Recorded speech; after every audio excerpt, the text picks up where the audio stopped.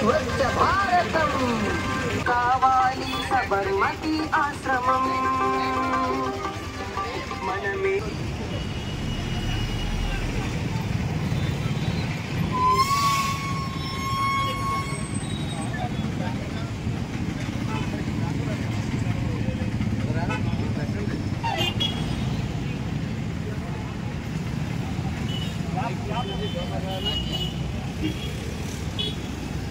పర్యావరణాన్ని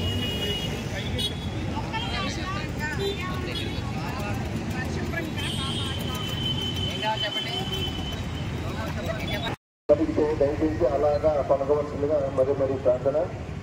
తమ కుడి చేతిని ముందుకు తాకండి. తమ కుడి చేతిని ముందుకు తాకు. నేను ఎలా పలుకుతూ అలా పలకండి దయచేసి. నేను నా పరిసరాల పరిశుభ్రత కొరకు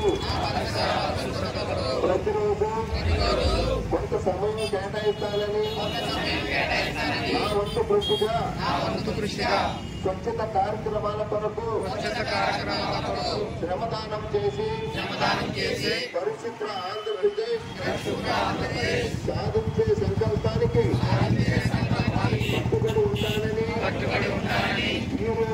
ఈరోజు పరిశుభ్రత గురించి నేను వేసిన ఈ ముట్టడుగు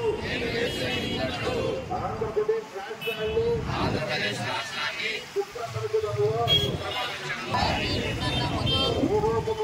ఈ రోజు నుండి నా తోటి వారికి కూడా ప్రకృతి పచ్చదనం యొక్క ప్రాముఖ్యతను మరియు హరితాంధ్రప్రదేశ్పై అవగాహన కల్పించే దిశగా ప్రయత్నిస్తానని మన ఆంధ్రప్రదేశ్ ను స్వచ్ఛ ఆంధ్రప్రదేశ్ గా తీర్చిదిద్దేటట్లు నా వంతు కృషి చేస్తానని ప్రమాణం చేస్తున్నాను. జై హింద్.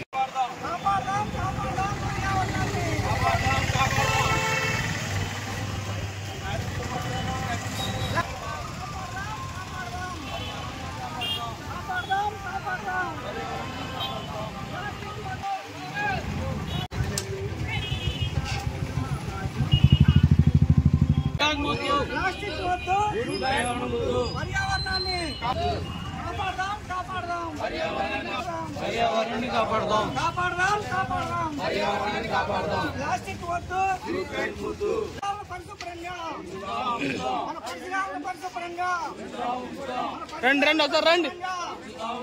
మన పరిసరాలను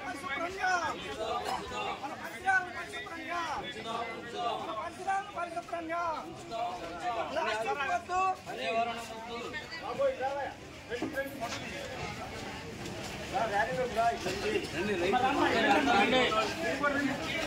కాపాడదాం పర్యావరణాన్ని కాపాడదాం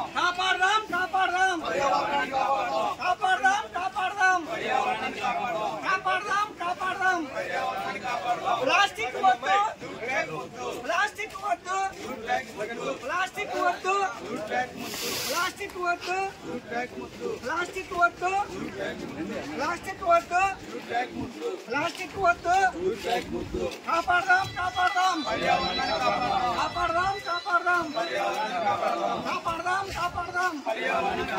ప్లాస్టిక్ వద్దు, ప్లాస్టిక్ వద్దు. కార్యక్రమంలో జరిగే అనర్థాలు అవన్నీ కూడా అవగాహన తెలియజేస్తూ చిరు వ్యాపారస్తులకి మరి ఈ రోజు ఈ కార్యక్రమాన్ని చేపట్టడం జరిగింది. ఎందుకంటే ప్లాస్టిక్ మరి దాని వల్ల ఎంతో హాని ఉందని చెప్పి మనం భవిష్యత్ తరాలకు కూడా ప్లాస్టిక్ వల్ల హాని ఉంది. ఆ ప్లాస్టిక్ వల్ల క్యాన్సర్ ఇలాంటి వ్యాధులు వచ్చి ఎన్నో బాధలు పడుతున్నాం.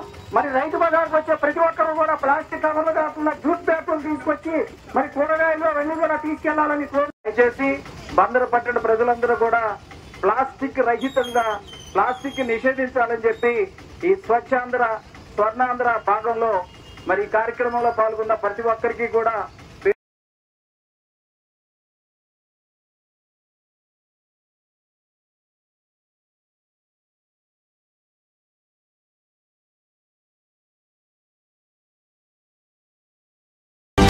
వెలిగించు